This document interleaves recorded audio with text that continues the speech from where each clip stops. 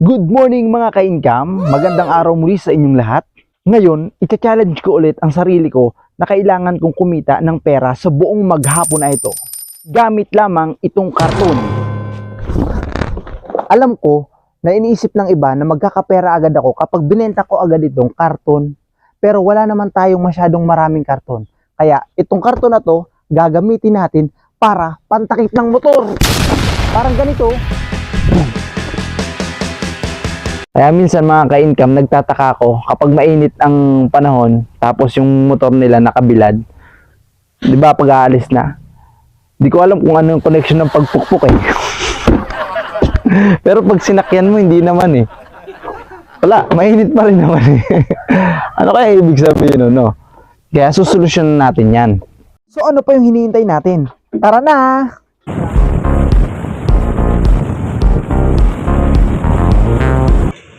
So nandito na ako mga ka-income sa may bayan ng Eroshin. Ito ang kanilang plaza. Ito yung napili kong spot. At saktong-sakto, pagdating ko pa lang ay napakarami agad na mga nakaparada na motor. At swerte ko mga ka-income dahil nung araw na yon ay walang ibang gumagawa ng pagtakip ng karton sa upuan ng motor kundi ako lamang. Kaya masusolo ko yung mga motor na nakapark doon sa lugar na yon. Kaya sa tingin ko makakarami ako ng kita dahil wala akong magiging kakompetensya sa paglalagay ng karton. At nang matapos ko nalagyan ng karton ang mga nakapark na motor ay maghihintay lang tayo. 2,000 years later. At sa wakas mga ka-income, meron na ring aalis. So kinuha na ni kuya yung karton at ibinigay niya sa akin. At dito, nag-aantay lang ako kung magbibigay sila kuya. Kasi nag-uusap sila kung bibigyan ba nila ako o hindi. So, naghintay lang ako guys, mga ka-income. Parang napakamot mga dito si kuya eh. Pero nakikita ko na si ate na dumudukot sa kanyang bulsa.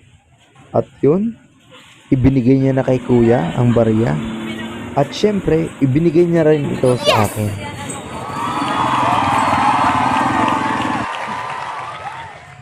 So nagpatuloy ako sa paglalagay ng karton sa mga nakapark na motor. So dito binigyan din ako ni kuya.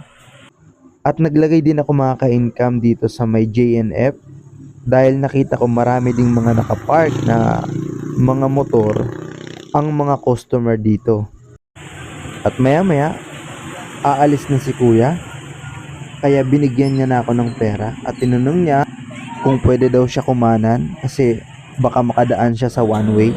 At sa puntong ito mga ka-income, hindi rin natin maiiwasan na meron talagang hindi magbibigay. Kasi hindi naman nila tayo inutusan na lagyan ng sapin ang kanilang upuan. Kaya sila pa rin ang bahala kung magbibigay sila sa akin o hindi. Kaya hindi naman natin pinipilit na magbayad sila sa serbisyo ko sa kanila. Pero okay lang yan mga ka-income, kaya nagpatuloy pa rin ako sa paglalagay. Dito rin sa may 7-Eleven, naglagay rin tayo. At ito rin si kuya, alis na. Binigyan din tayo niya. At sabi sa akin ni kuya dyan, na okay daw yung ginagawa ko dahil malaking tulong daw ito sa kanila para hindi uminit ang uupuan nila kapag sila ay aalis na.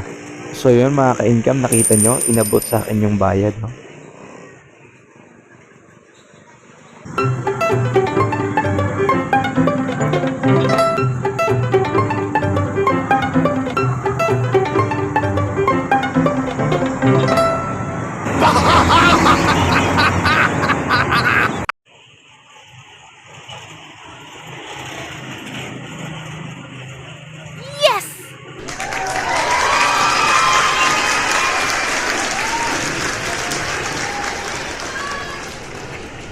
Yun mga ka-income, merienda muna tayo.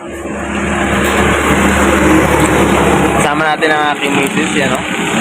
Siya ang ating camera woman. So ito na mga ka-income, ito na yung ating naipon at nabilang ko na ito. At ito ay umaabot ng tumataging TV na 387. Yan o. At syempre, gaya ng dati, ibibili ko ulit ito ng pagkain at ibibigay natin sa panibago na namang recipient. Kaya tara na! So ito na mga ka-income yung binili natin na grocery. So ngayon, ibibigay ko na ito sa panibago na naman nating recipient. So tara, samahan niyo ako. Let's go!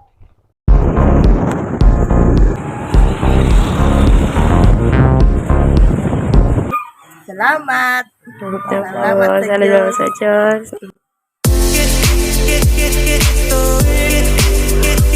Kaya kung bago ka lamang sa aking channel, baka pwede mo namang i-subscribe at i-share ang ating video. Maraming salamat!